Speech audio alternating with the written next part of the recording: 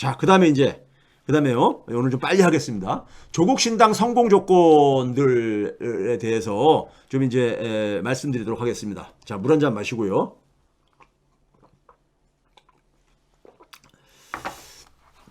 잘 하시겠지만은 조국 신당에 참여하시는 분들이 저는 강박장애에 빠지지 않아야 된다 생각이 들어요. 예?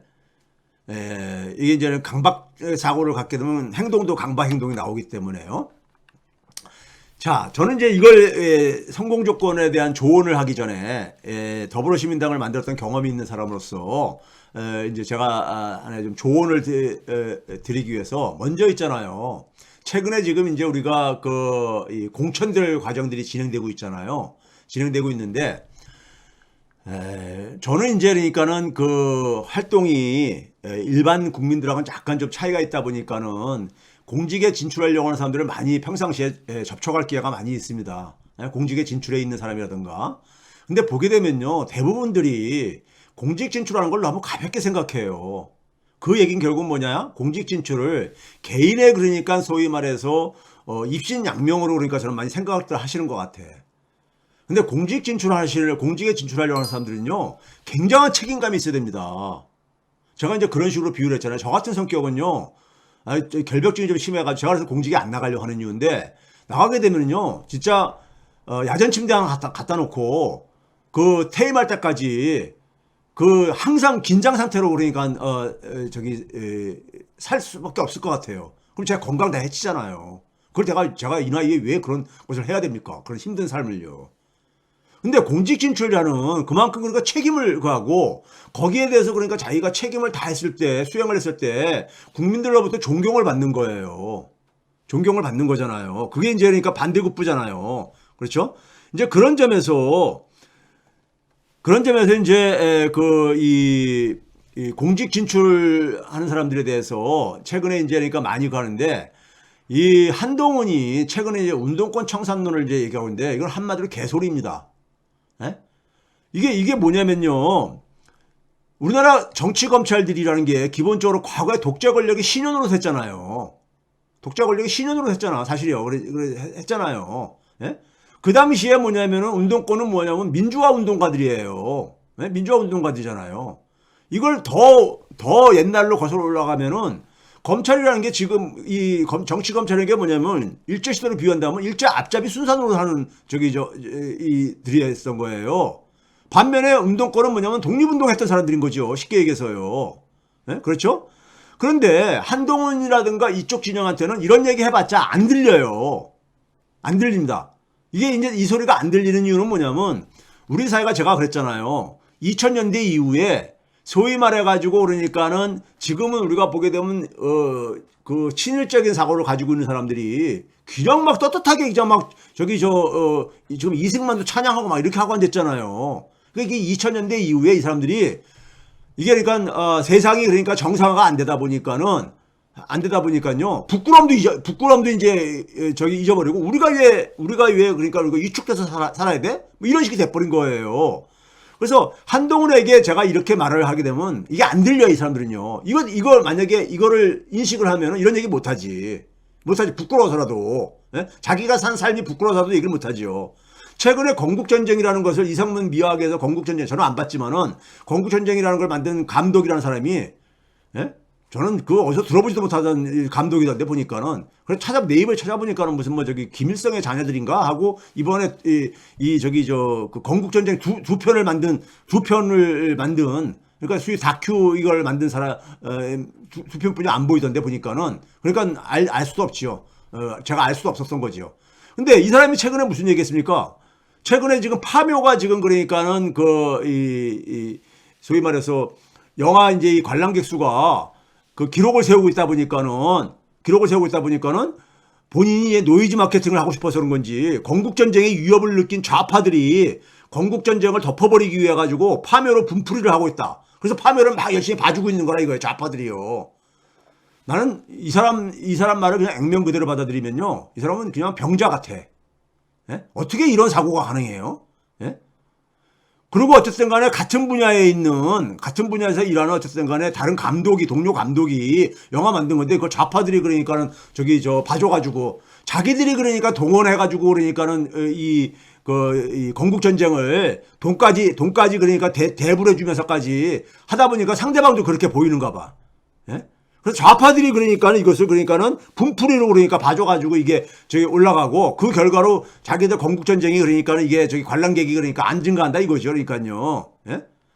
그러면 이런 사람들이 지금 그러니까 우리가 2000년대 이후에 부끄러움도 없이 막 이렇게 설치는 사회가 돼버린 거예요. 지난 20년 동안 우리가 경험한 것처럼요. 그럼 이거를 해결하려면요. 이 공적 권한을 사유화시켜가지고 공적 권한을 그러니까는 개인의 이익을 위해 가지고 사유화시켜가지고 이 권력을 행사하는 대표적인 게 정치검찰들 아니에요. 검찰들이잖아요. 이걸 불가능하게 하는 개혁만이 해법입니다. 예? 이걸 불가능하게 해야 돼. 공적 권한이라는 것은 국민이 부여한 권한이잖아요. 공동체를 위해서 사용하는 권한이잖아. 근데 이걸 개인의 사적인 이익, 조직의 사적인 이익을 위해 가지고 이 권한을 행사를 하고 그걸 통해서 그러니까 축제도 하고 그러잖아요. 예? 이걸 하나도 그러니까는 부끄럽지 않게 생각하는 거야. 그러니까 우리 사회는 그러니까는 이걸 부끄럽지 않아 한다는 얘기는요. 사실상 뭐냐면 이게 사람이 아니라 금수인 거예요. 금수. 우리가 맹자가 사단을 얘기했잖아요. 거기에 우리가 하나가 뭡니까요? 수호지심이라는 게 있잖아. 사람이라면 수호지심이 있어야 되잖아요. 예? 수호지심이 측은지심과 더불어 수호지심이 있어야 되잖아요. 예? 수호지심이라는 게 우리가 부끄러워할 줄 아는 마음이잖아요. 이게 없어졌어. 근데 이게 어떻게 사람이라고 해요, 제가. 그래서 사람이라고 할 수 없는 거죠. 자, 운동권에 대한 평가는요. 운동권에 대한 평가는 감히 한동훈이 그러니까 입에 거론할 수 있는 대상이 아니에요. 예? 한동훈이나 윤석열은 그러니까는 독재 권력의 신여로서 살아왔잖아요. 예? 운동권에 대한 평가는 국민만이 할 수가 있는 겁니다. 국민만이. 그리고 운동권에 대해서 국민들이 왜 그들이 그러니까는 국회의원 출마하거나 뭐 공직에 진출할 때 그거를 그러니까 우리가 초기에 지지를 해주고 했었던 게 뭡니까요? 민주화에 대한 희생과 헌신을 한 것을 인정해 주는 거거든요. 과거 우리가 해방 이후에 재헌국회 만들 때 당시에 그러니까 남한만의 단독 선거를 그러니까 반대한다고 해가지고 재헌국회 때는요 독립운동가들이 그러니까 출마를 안 했었어요. 그러다가 2년 후에 1950년 2대 선거 때 이승만 독재를 그냥 방치하면 안 되겠다 해가지고 많은 독립운동가들이 막 이제 출마를 합니다. 출마를 했을 때 그 당시에 그러니까는 그 독립운동을 했었던 분들이 출마하는 지역에 거기에 경쟁을 하겠다고 출마를 하게 되면은 그때 나온 말이 무슨 말인지 아세요? 호로자식이란 말이 그 당시에 유행했단 말입니다. 저 사람 호로자식이라고. 감히 어떻게 저 선생님하고 어떻게 경쟁을 하려고 하냐. 이랬었어요. 예?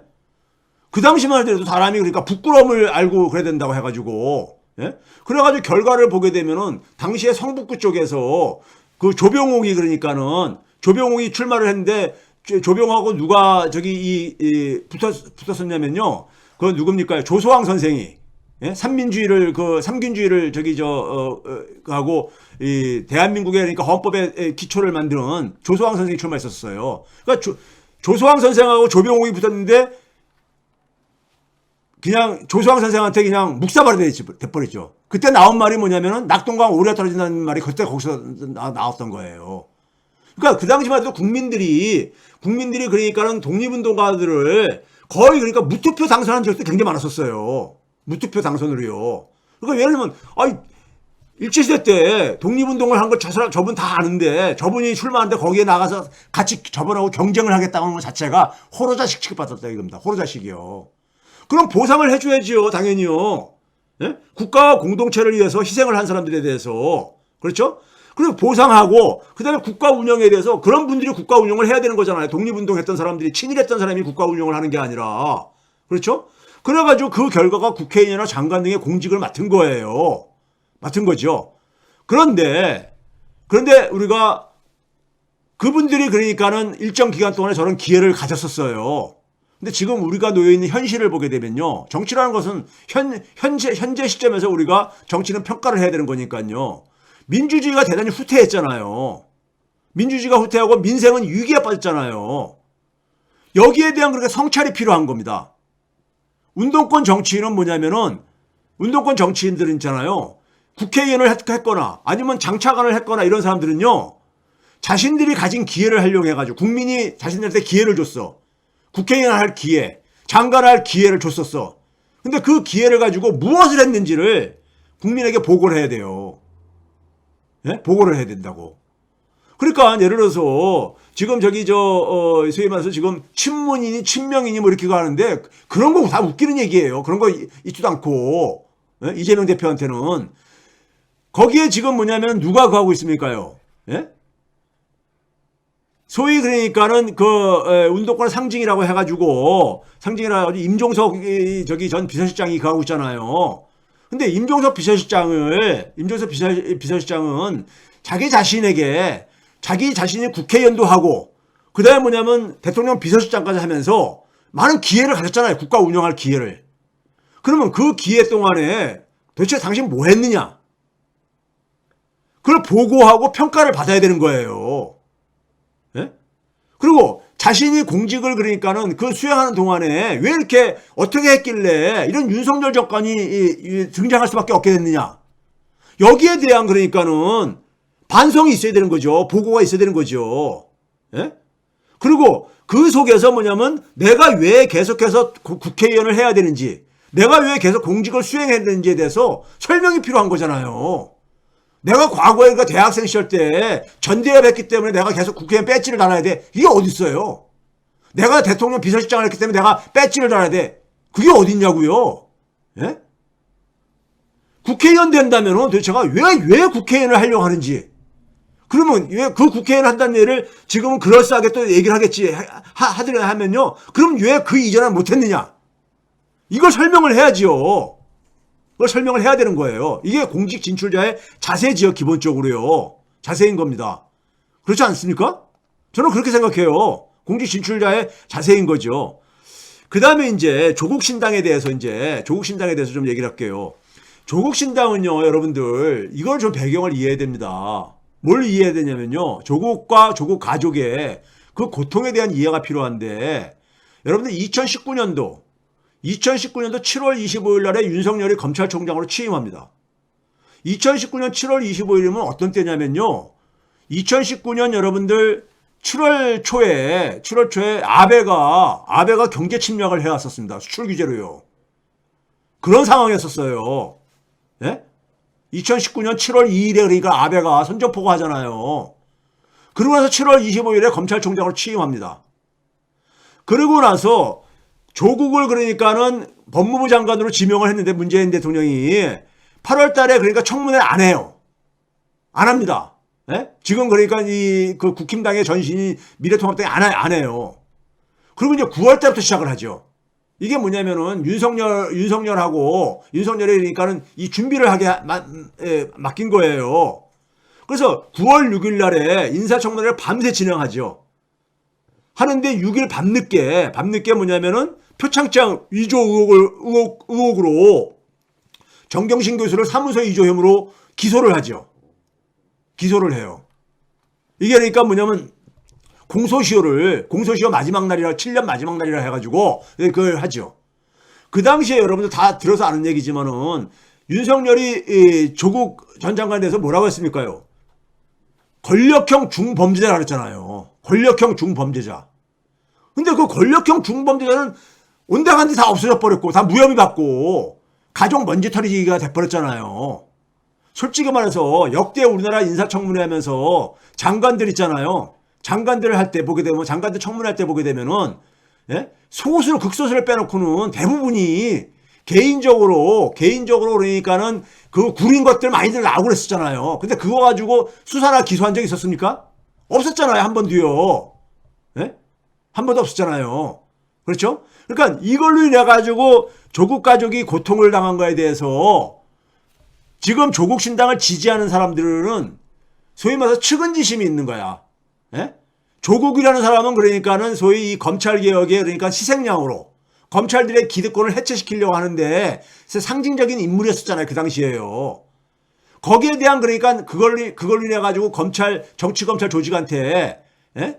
난도질 당한 희생양으로 그러니까 생각하는 그런 마음들이 있는 거예요. 상당 이 조국 신당에 가입하신 분들이라든가 조국 신당을 지지하는 분들은요.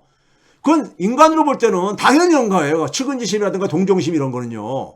거기다 플러스 뭐냐면은 조국이나 조국 가족, 조국 전 장관이나 조국 가족은요. 이거 조국 전 가족은 계속해서 무슨 뭐 죄인처럼 계속해서 평생 살아야 되는 겁니까? 아니잖아요. 조국과 조국 가족도 생존을 해야 되려면은 저는 조국 신당 출연이 필연적이라고 봐요. 생존을 하기 위해서 이거는 선택한 거라고 봐요. 예? 생존을 하기 위해서 개인적으로도 보게 되면요.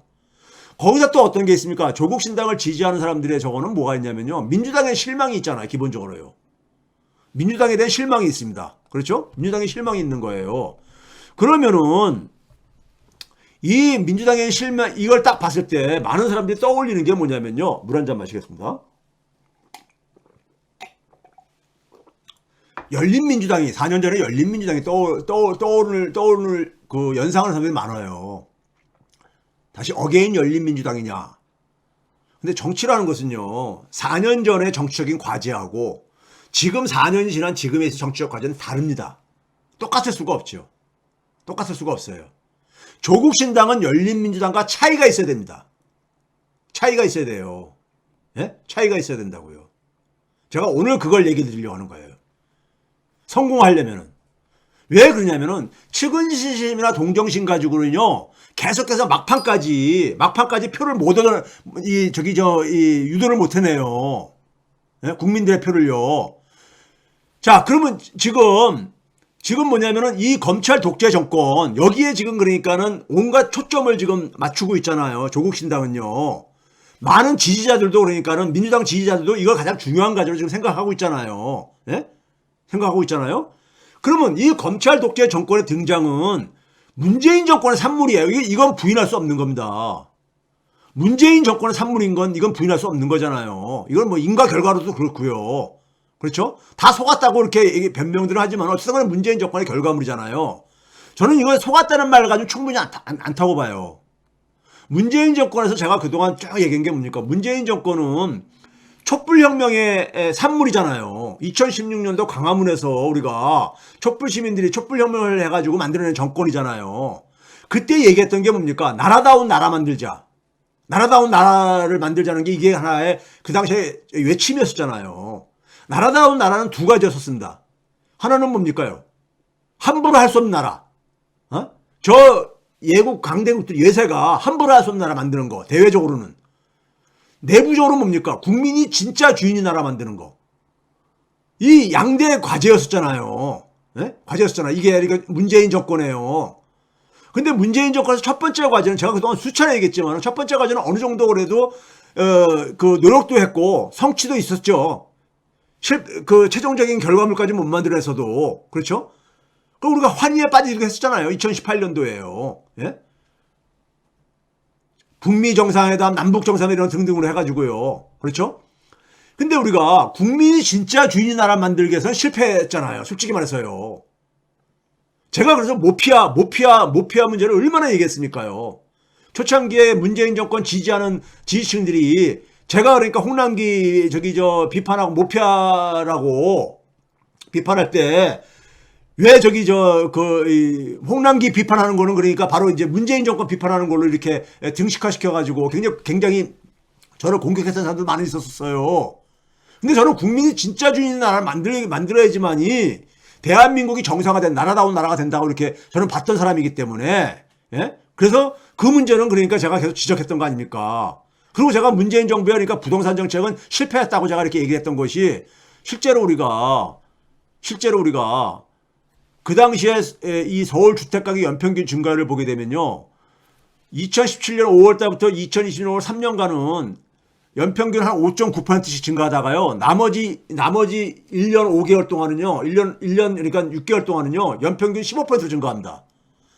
이 후반기에 마지막 기간에 그러니까 부동산 가격의 급등이 결국은 뭐냐면은 정권을 뺏기는데 큰 역할을 했잖아요.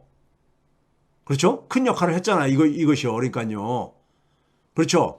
그러면은 이 부분에 대해서 아까 얘기했던 임종석 같은 임종석 실장은 전 실장은 예?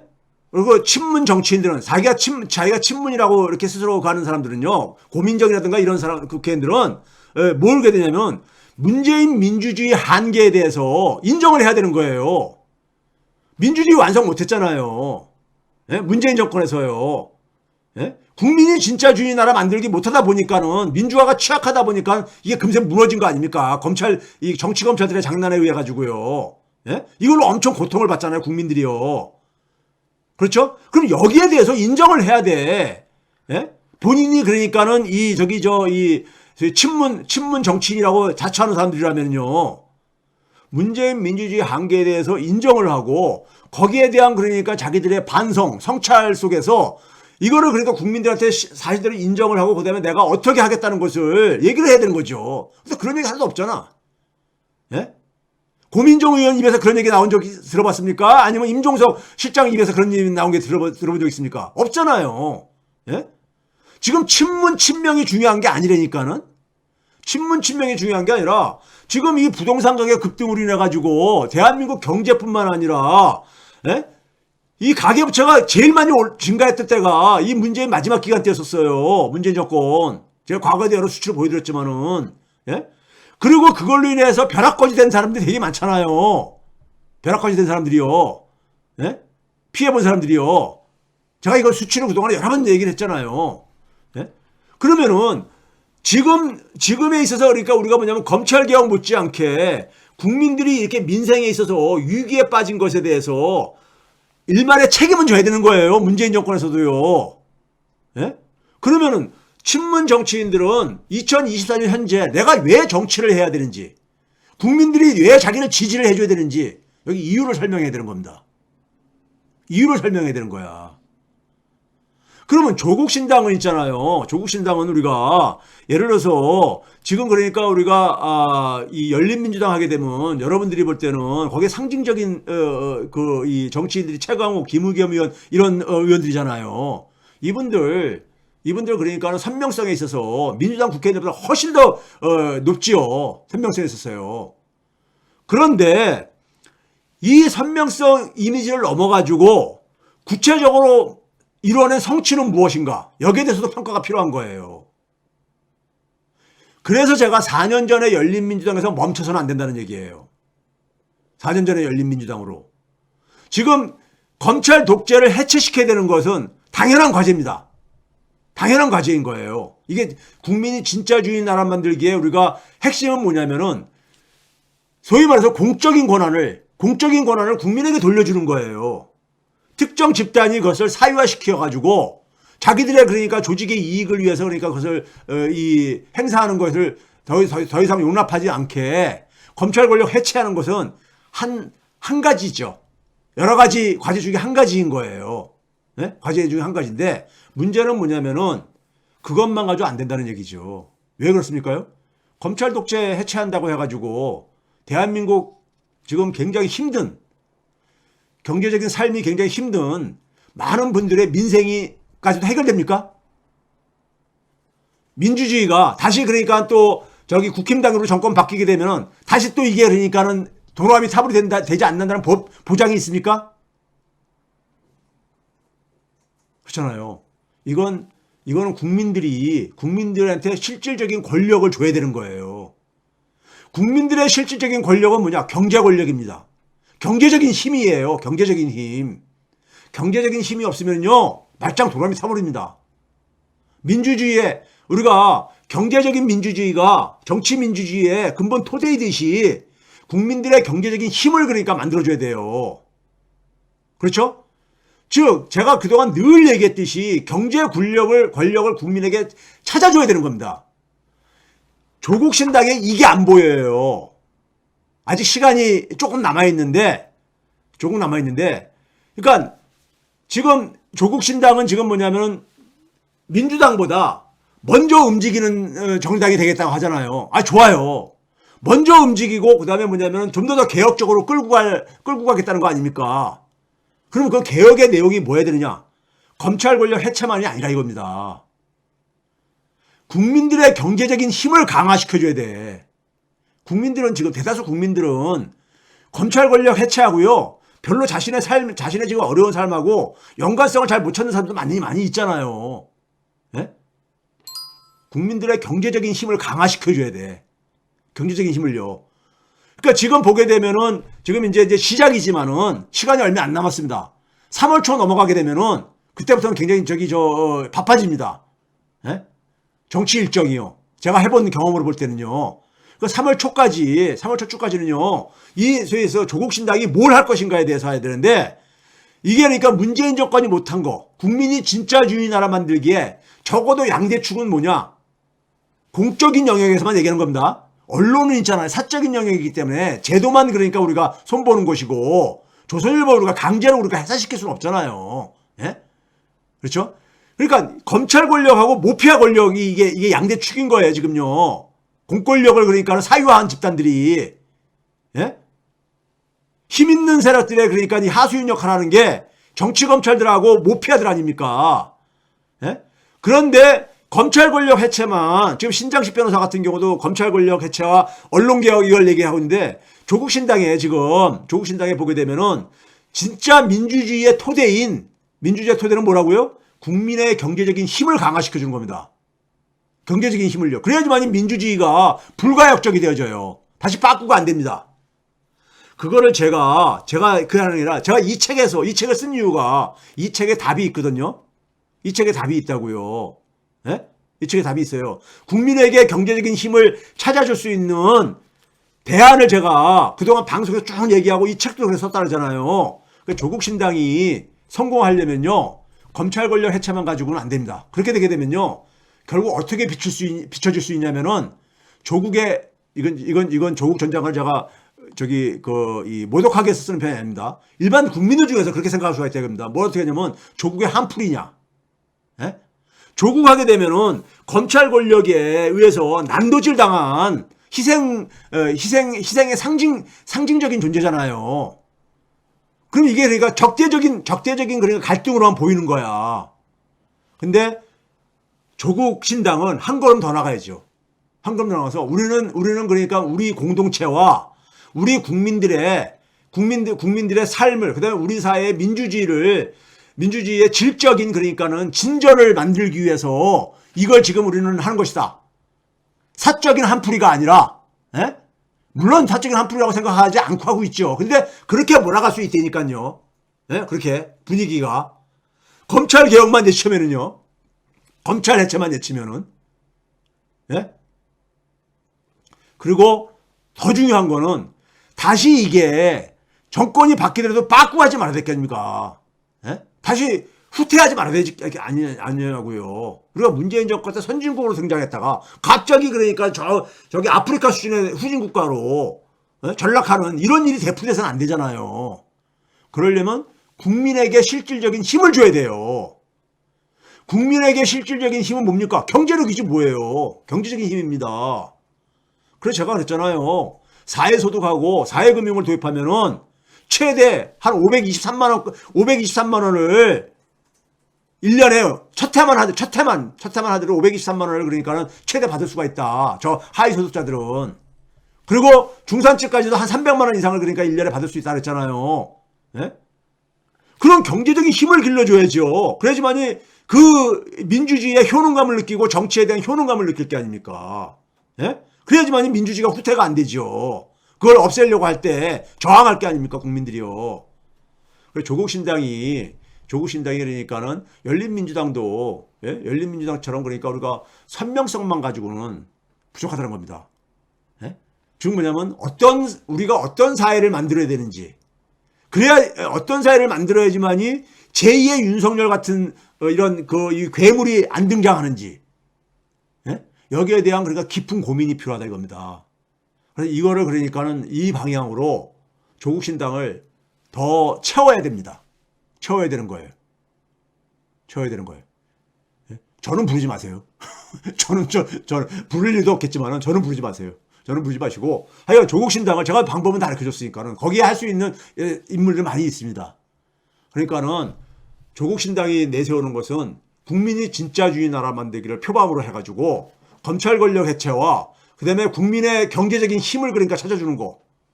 이것만 적어도 양대축으로 내세워가지고 그다음에 뭐 거기에 맞는 인물들로 하게 되면은 상당한 성과를 만들어낼 겁니다. 그리고 그것이 그래야지만이 조국 신당이 갖고 있는 역사적인 그러니까 의미도 역사적인 의미도 찾을 수 있게 될 겁니다.